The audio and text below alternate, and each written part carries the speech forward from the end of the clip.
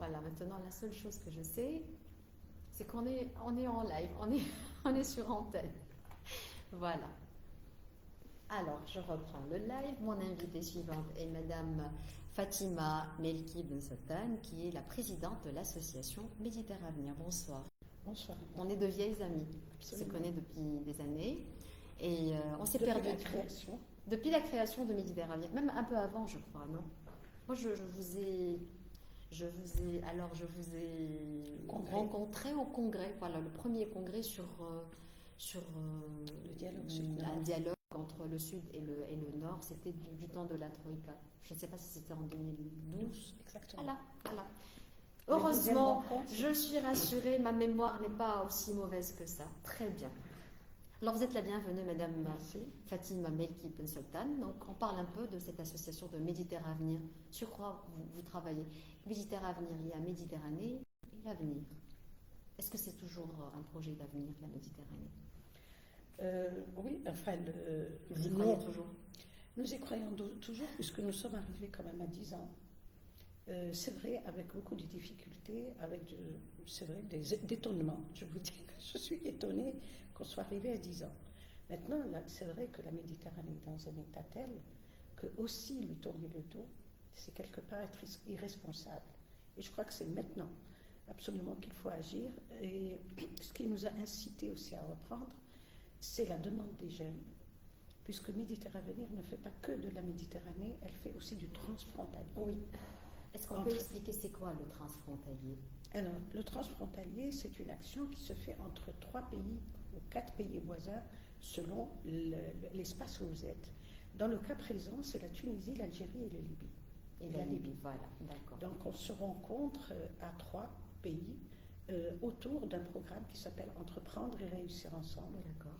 Et qui vise particulièrement les femmes porteuses de projets. Voilà, les femmes, plutôt que les jeunes, c'est ça? Les femmes jeunes et moins jeunes, mais porteuses d'un projet économique.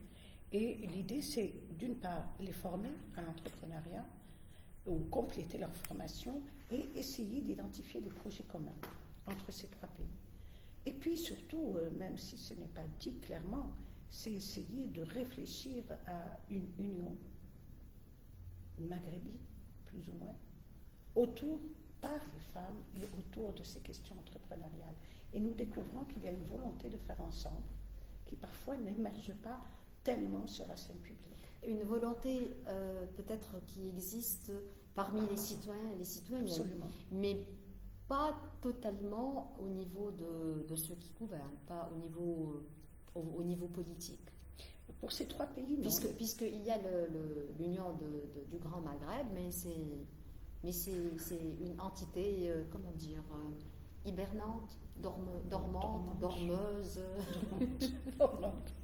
Non, nous parlons Je le dis, je ris, mais au fond de moi-même, ça me fait mal au cœur parce qu'on aurait pu vraiment faire d'énormissimes réalisations si on aurait justement activé et rendu vivante et réelle cette entité qui est le Grand Maghreb. Mais le peut-on? La question que l'on pose aujourd'hui, depuis que je suis entre les 2 rives, étant totalement libre de faire ce que l'on veut dans nos pays. Ah, c'est-à-dire nos pays eux-mêmes, est-ce qu'ils sont libres, effectivement? Voilà. Est-ce que notre volonté, notre autonomie, notre souveraineté, voilà. est-ce qu'elle ne serait pas vraiment auto-guidée ou guidée de l'extérieur? Ou alors que des fois carrément bloquée pour des considérations qui n'ont rien à voir avec ce que nous désirons nous-mêmes. Purement financière et économique, j'imagine. Absolument. Et dans le cas présent, je dis c'est un départ citoyen. C'est pas un départ étatique, c'est pas un départ politique. Est-ce qu'on peut avoir une idée sur des projets concrets que vous êtes en train de mener au sein de Méditerranée? Je ne sais pas seul ou en collaboration avec d'autres associations un peu partout dans la Méditerranée, que ce soit des pays du nord de la Méditerranée ou des pays du sud de la Que Russie. nous avons fait ou que nous avons fait. Sur lesquels vous êtes en train de... sur lesquels vous travaillez actuellement.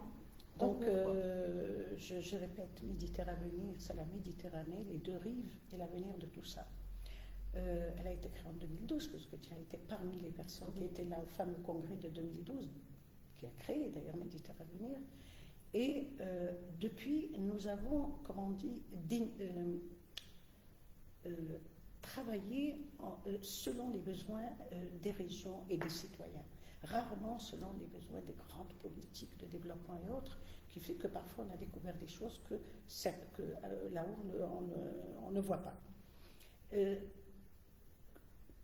Que va-t-on faire? Après avoir...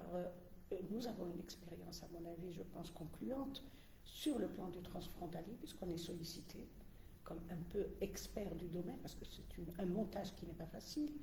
Nous avons une expérience maintenant d'échange entre les deux jeunes des deux rives de la Méditerranée, puisque nous avons fait des activités entre les universités françaises et l'université Esprit.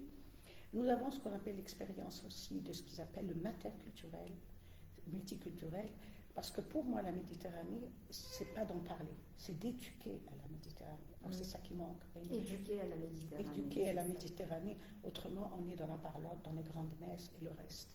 Donc, l'éducation aussi vient par le fait que nous avons organisé ce qu'on appelle des matins multiculturels. Toute cette expérience est face aux difficultés aujourd'hui que vit la Méditerranée. Parce qu'on ne peut pas, il y a 10 ans qu'on l'a créé, maintenant dire que la situation est la même. Les difficultés viennent de plus en plus de grande incompréhension, de cette fameuse difficulté de circuler.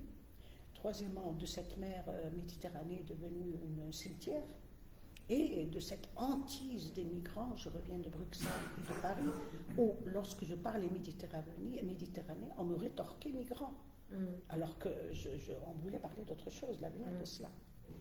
Et donc, c'est aussi important de parler de cette question des migrants aussi, là, et de ces centaines de vies qui disparaissent comme ça dans le large. Bien sûr que c'est important. Ce qui arrive, ce qui se passe est malheureux. Il faut poser bien la question. Moi, ce que je dis, oui, tout le monde en parle, mais l'a-t-on posée correctement? Donc, à votre avis, comment est-ce qu'on devrait la poser? On devrait la poser à mon avis, est-ce un choix totalement libre de partir? N'est-il pas parfois poussé à partir? Troisièmement, ce mirage qui est l'Europe, est-il le vrai? Pourquoi ne travaille-t-on pas ça de façon à montrer que c'est un mirage? Troisièmement, quels sont les intérêts en jeu dans cette affaire? Il ne faut pas se tromper, je n'irai pas plus loin, mais il est clair que c'est une affaire qui devrait être posée avec tous les éléments qui sont autour, en l'occurrence, ce qu'on appelle le syndrome du départ. Tu pars, je pars. Deuxièmement, est-ce que quand nous voyons des personnes qui ont un emploi, qui ont un travail, qui ont un salaire, qui laissent tout tomber, qui partent, sont-ils dans une situation carrément précaire pour partir? Deuxièmement, les pays européens sont-ils en mesure de recevoir toute cette population? Et comment vont-ils la recevoir? Et qui, dans cette affaire, a intérêt à ce qu'il y ait ce flux de personnes qui partent? Bon, il y a plein de questions que vous posez. Je n'ai pas vraiment des réponses à toutes ces questions, mais je pense qu'il faut les poser. Absolument. Je voudrais revenir à l'anniversaire de Méditerranée que vous avez fêté le 21 janvier dernier. Est-ce que vous pouvez nous parler de ce qui s'est passé lors de ce 21 janvier? Absolument. Et c'est-à-dire, est-ce que vous avez discuté de nouveaux projets que vous allez lancer? Absolument. Nous avons d'abord présenté Méditerranée, donc un peu l'historique et ce qu'elle a capitalisé en 10 ans. Mais ce qui a été intéressant aussi, c'est de voir des personnes comme le ministre d'État belge, M. Noton, qui a soutenu depuis la Belgique, l'ambassadeur de Tunisie à Bruxelles, qui a soutenu par une intervention online, également ici l'ambassadeur de Bruxelles qui est venu pour soutenir cet anniversaire qui a été organisé, et je tiens à rendre hommage à M. Tahar Belachtar qui nous soutient toujours dans nos activités, donc à l'école Esprit. Il y a eu également M. Krouner, qui était l'ancien secrétaire général du mouvement européen international. Et en Tunisie, nous avons eu Iqbal Harbi, donc le professeur Iqbal Harbi, et Alfonso Caprizi, que tout le monde connaît, qui ont intervenu sur la question méditerranéenne. Et bien sûr, il y a eu un début de questions, de questionnement sur la question. Et puis, bien sûr, j'ai présenté ce qui devrait être fait. En fait, nous sommes sur un prochain projet qui se passerait à Oran, en Algérie. On a été sollicité après les Jeux méditerranéens, puisque Méditerranée a participé aux Jeux méditerranéens par ma présence. Et on est sollicité pour organiser justement une continuité peut-être du programme Entreprendre et réussir ensemble, donc en Algérie. Et la troisième activité qui se viendrait, ce serait en Tunisie, sur la question de l'interculturalité et éventuellement de la migration clandestine. Et j'espère que vous allez revenir au moins sur le sort de ces dizaines ou même centaines de Tunisiens, de migrants, Tunisiens et non Tunisiens aussi, qui arrivent à l'autre rive, à l'autre bord, en Italie principalement, et qui sont en train de subir un traitement inhumain, le moins qu'on puisse dire, avec un traitement raciste, dégradant, méprisant. Vous devez vraiment vous renseigner auprès des instances et des associations qui travaillent sur la question. En l'occurrence, le FTDES, il y a des témoignages qui donnent froid au dos. C'est-à-dire, outre les gens qui meurent, il y a des gens qui sont maltraités dans cette affaire. Ils sont très maltraités. Rares sont des personnes qui percent et réussissent, et on se pose la question. Ils sont en train de subir de la torture, Madame Ben Sultan, sur le sol italien, y compris, on leur administre par force des médicaments, des médicaments qui sont classés comme de la drogue. Donc c'est tout un drame humain qui n'est pas que celui de ceux qui meurent, mais de ceux qui sont... Et puis nous parlons des femmes.